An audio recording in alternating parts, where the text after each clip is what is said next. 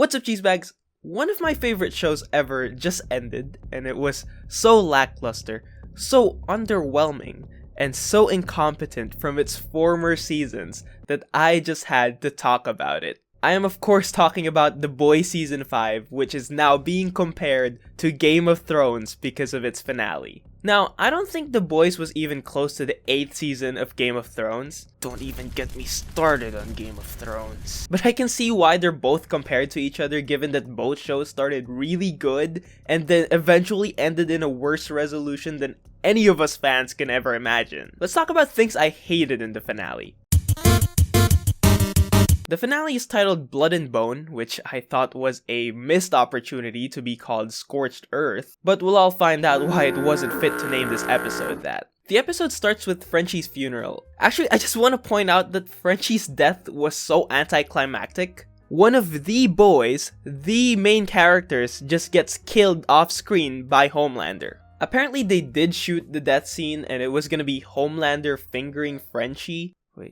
Homelander using his finger kind of like a knife to Frenchie's stomach. This death would have suited more since you would assume that Homelander would give a slow death to one of his main ops. But I guess they cut that part out because that will actually get us to feel something. On top of that, they treat his funeral like a joke with how it starts out emotional but ends with a really dragged on joke about Frenchie seeing their buttholes. I do have something to give you.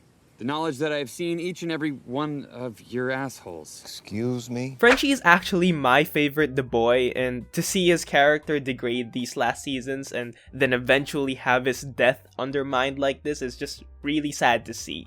Starlight then sends off the Gen V characters. Starlight tells Marie Moreau, literally the only one on their side that is almost as powerful as Homelander, to go bye-bye.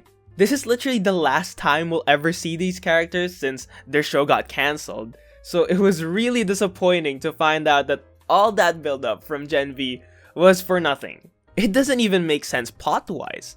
With Homelander getting V1, wouldn't they like more allies with superpowers? Who cares if they're just kids? They're more invulnerable than Yui will ever be. Eventually, Sage gets Kimiko to be mad at her, and Kimiko blasts her with the Soldier Boy powers that she got from the experiments, causing Sage to be dumb again. There's two things I hate about this. One, it feels really lazy for the writers to just have Kimiko get Soldier Boy's powers out of the blue. Why couldn't they just use the real Soldier Boy who actually did nothing this season? I will get to that later. Two, why would you give Sister Sage a good ending? She has done nothing to redeem herself other than help the boys give Kimiko Soldier Boy powers. And that's because her original plan failed. She enabled Homelander's dictatorship just to fulfill her human soup war. But she gets no repercussions, no consequences from all that.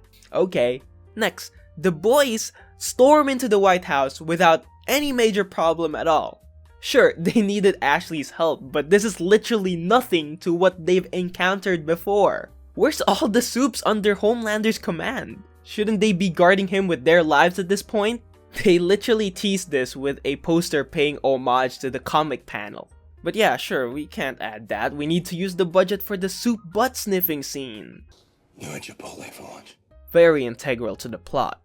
After easily surviving that, the boys encounter the Deep, and after a quick back and forth, Starlight decides to fly him out to the nearest beach where he would be the most powerful and she the most useless since she has to suck up the electricity somewhere. Mind you, she has no idea that the sea creatures hate the Deep now. And someone pointed out that the nearest beach from the White House is 50 miles away. So why on earth would she fly him out there? So yeah, she ends up getting him killed, rest in peace, peak of human evolution. And then we cut back to the White House where the boys had no struggle at all, killing O-Father with a bag. What is this bag made of that it can block a supersonic scream? I don't know, but yep, he's dead now. Then they get to the Oval Office. They're finally about to face the Homelander. After 5 seasons of trying to get to him, they're finally here. But he's stronger than before. He has V1 in his veins. There is no way to stop him unless they kill him. The fight lasted 4 minutes. That is including that fuck-ass anime inspiration speech with Frenchie. Where was the V1? Was it just a placebo? By the way, that laser that came out of Homelander's eyes at the end of episode 6 was so strong that the whole world saw it. But now it couldn't even give Kimiko a decent sized wound? That is supposedly stronger than the laser that cut her in half earlier this season. The same laser that cut a jet in half in season 1. Next, Homelander tried to escape the fight multiple times, but for some reason, he couldn't reach the same speed that he was using when he flew that billionaire to space 12 minutes ago.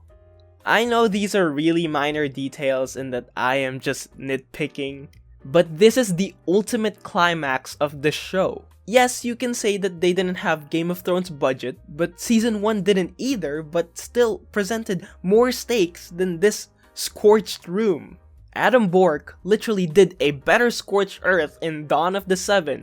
This was season 2, people. Look, I'm not saying I didn't like the ending or that Homelander should have won. In fact, The Boys ended like how I assume a lot of us thought it would end. The Peak getting killed by Starlight, Homelander getting killed by Butcher, and Butcher getting killed by Yui. The plot points were all there, but the way they executed it was all bad. These last 2 seasons were such full of filler and constant stalling that when it came to actual major plot points, all the suspense was deflated. It's like they're always holding back, and I think I know why.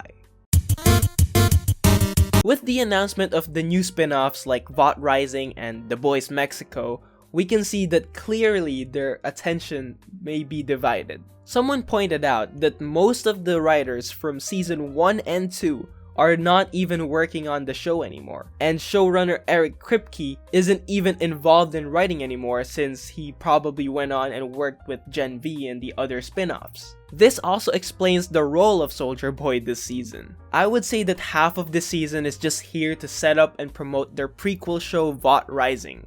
I am gonna be honest, because of how ass they made this last season, I probably won't watch another Boys IP. Vought Rising looks like it could be cool, but they literally couldn't make me care less about what happens in this show, and seeing how Soldier Boy ends up in the fucking tube or whatever it is anyway.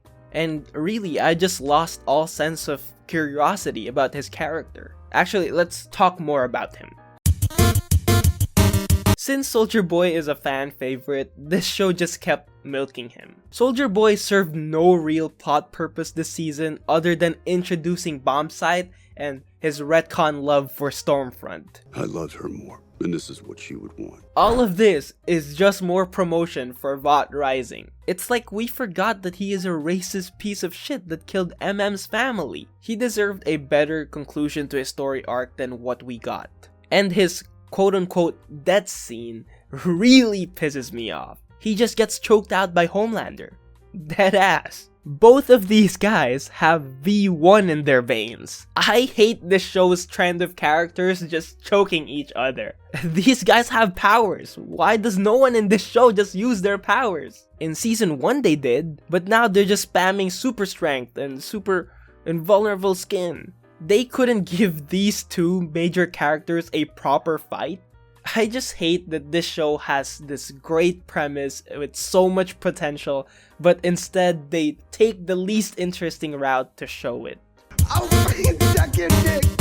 I think the biggest flaw of The Boys these past few seasons is that they made Homelander not scary. What made The Boys so captivating in the first place is that our protagonists are just your normal guys, up against demigods who seem unbeatable. Homelander used to be calm and calculating and unpredictable. You'll never know his next move, so you're always nervous around him. That's what made him scary. And I know they probably want to show him unravel and become more crazy, but if he deliberately does not kill anyone who's important, is he really that much of a threat? This scene where they show footage of Flight 37, I was for sure Homelander was gonna do something crazy like laser everyone, like how he did in his intrusive thoughts back in season 2. But no, he holds back. And this being the case the entire season just makes his death less satisfying. Even on the final fight, it doesn't seem gratifying since they take him down so easily. Homelander, who tanked 3 soups in Herogasm,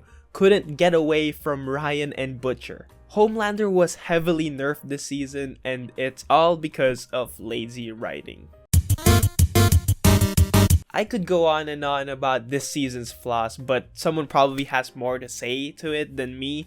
But in conclusion, I wanted more. This show wasn't always, ooh, how much satire can I cram in this episode? It used to be much more clever and intentional. It's not just, haha, Homelander's like Donald Trump. Haha, Starlighters are like the leftists. Ooh, what if this old guy uses his balls like a lasso? Like, come on, what happened to the good writing we used to have? This show used to be a commentary about propaganda and corruption and I don't know, it just felt smarter, okay?